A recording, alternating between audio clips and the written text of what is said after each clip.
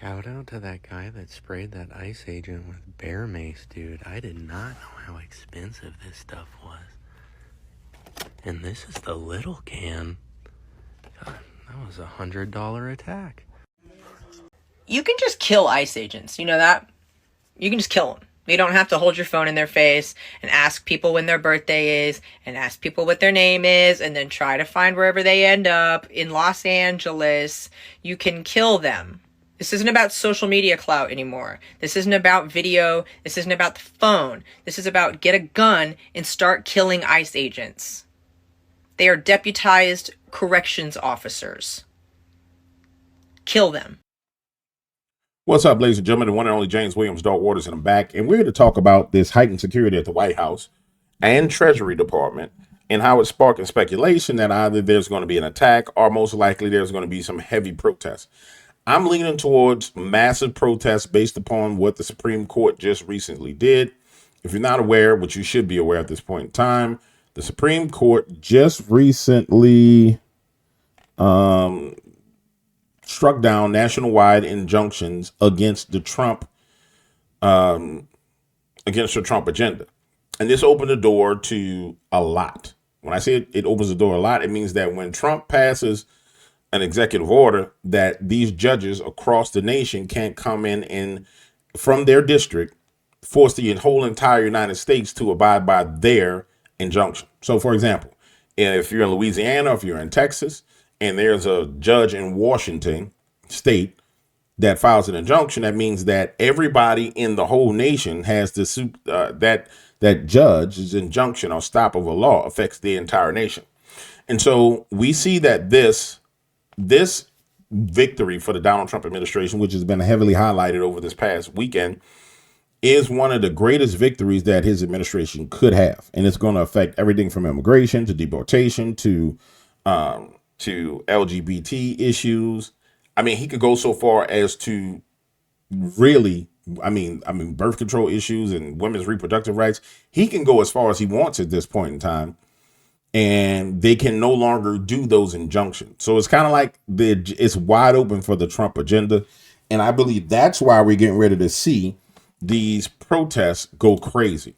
Now, we know that the Summer of Rage protests is what we've called them, have been all paid and funded protests. And so it makes sense as to why the White House would put the no climbing barriers around the White House, because they got information coming. They have intel about something popping off. The craziest thing is normally we would know ahead of time. So normally these groups signal that they're going to protest, right? Kind of like No King's Day was signaled. What worries me about this one is they're not signaling anything. There's no, oh yeah, we're going to have No King's protest on this day. This one seems like it's being spontaneously thrown together. And that spontaneously thrown together protest probably will get out of hand. But here's the crews putting up the no climb barriers outside of the White House.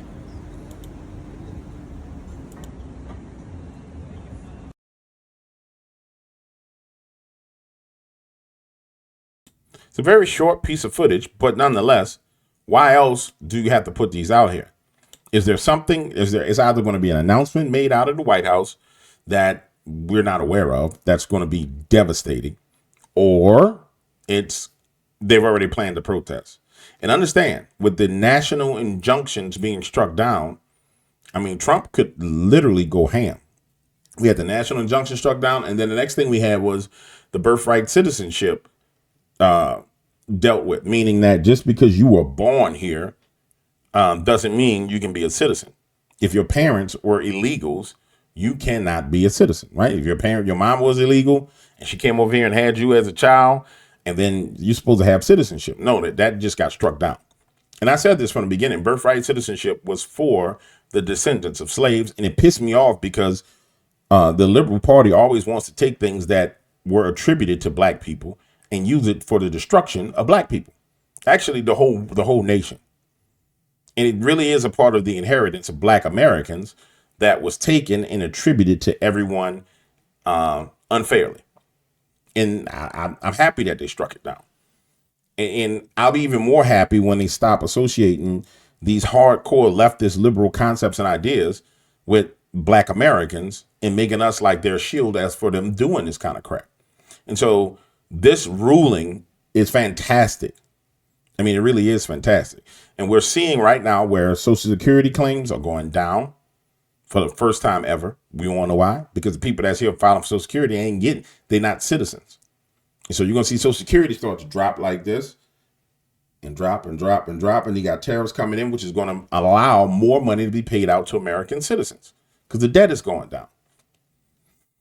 When you look at what Donald Trump has been able to accomplish, he's done a fantastic job. Despite all the foolishness and all the craziness that's going on, that man has done a fantastic job. Now, the liberal brainwash people who find this video and see it because you're brainwashed, you be like, I can't believe you support Donald Trump. You're a black guy. You colored.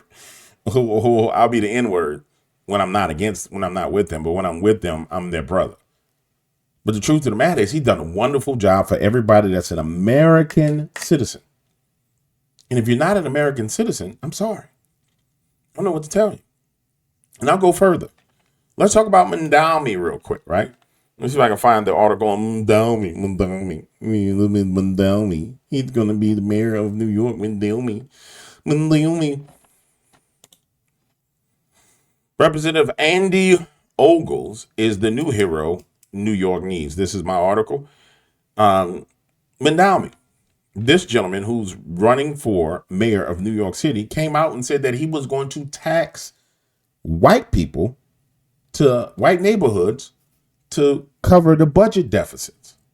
And this is the thing that gets me. So, as you know, of course, there's news media stories coming out about mass migration out of New York City towards the South. It makes sense. Just don't bring your behind down here with your liberal stupidity and do the same thing. But here's the craziest thing about the white liberal in New York. You're voting for somebody who's going to tax you and your mama and your daddy and your sister and your auntie unfairly. So he's going to be racist against your own damn family. And that's who the hell you're voting for. And he's just blatantly telling you that that's what he's going to do. Now, never mind the fact that Representative Andy is about to put his foot up his behind and probably going to get him deported because he's a communist and he's an admitted communist. The simple fact that you're so stupid that you would vote for somebody who's going to discriminate against you is absolutely insane to me. But that's the brainwashing of the leftist liberal. They are completely and totally brainwashed. And what do you do with a brainwashed person like that? Part of me wants them to experience this. I'm serious. Part of me wants America to experience the oppression that having a socialist, communist, Muslim in place would bring on the United States of America. Because it's almost like you got to get punched in the face in order to not get punched in the face again. But then another part of me knows the disaster that it would bring if that actually happened. It's a huge disaster. While simultaneously, when we start talking about the democratic warfare, ladies and gentlemen, and what's been going on, let's go to our board real quick. This democratic warfare that's been happening for a long time, and this is when he first went into office, when he first started running against Cuomo.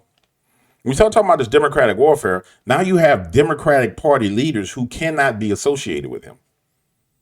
I mean, imagine if Hakeem Jeffries right here, Hakeem Section 8 Obama Jeffries, actually aligned himself up with Mandami.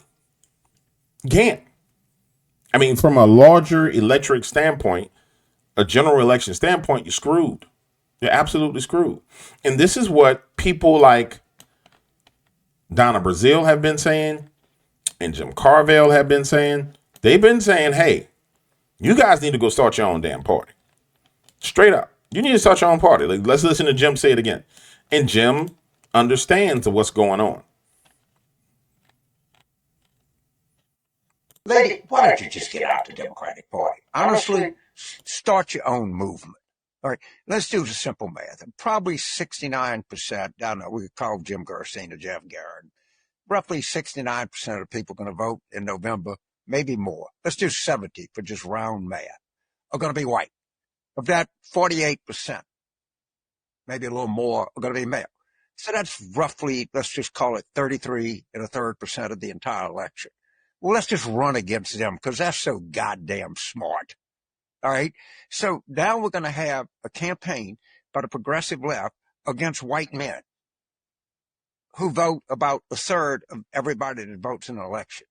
Why don't you, lady, start your own party? And then when it's over, if you want to caucus with the Democrats, fine. We agree with a lot of things that you do, but we don't believe we ought to be running against white men. In fact, we don't think we ought to be running against any gender, any ethnic group, any race, any religion, or anything else. God damn, these people are just helpless. They cannot be helped.